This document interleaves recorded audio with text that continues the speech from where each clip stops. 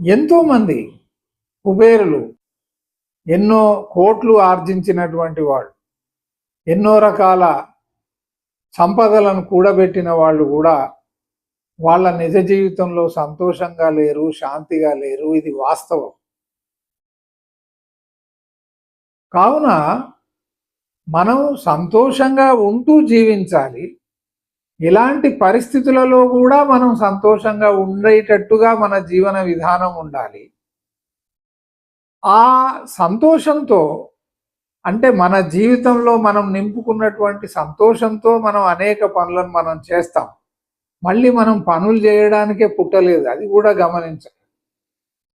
మనకు తీరిక ఉంది కాబట్టి, మనకు ఆ పనిలో ఆసక్తి ఉంది కాబట్టి ఆ పనిని తీసుకోండి. అంతేగాని వారు చేయమంటే వీరు చేయమంటే చేయడం కాదు. మీరుగా ఆ పనిని ఇష్టపడుతున్నారా, లేదా దొరికినటువంటి పని మీద మీరు ఇష్టాన్ని పెంచుకుంటున్నారా? ఎందుకంటే ప్రతి ఒక్కరికి తాము నచ్చినటువంటి పని దొరకడం కష్టం. కానీ దొరికినటువంటి పనిని ఇష్టంగా చేసేటువంటి వీలు అందరికీ ఉంది.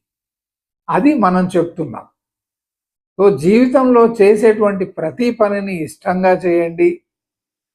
ఆ పని ద్వారా ఎలాంటి ఫలితం వస్తుందో చివరి వరకు వేచి ఉండండి. ఎలాంటి ఫలితం వచ్చినా అది దైవ సంకల్పంగా భావించి దానిని స్వీకరించండి. అంటే కర్మలు చేయడం వరకే, పని చేయడం వరకే, కష్టించడం వరకే మన చేతుల్లో ఉంది.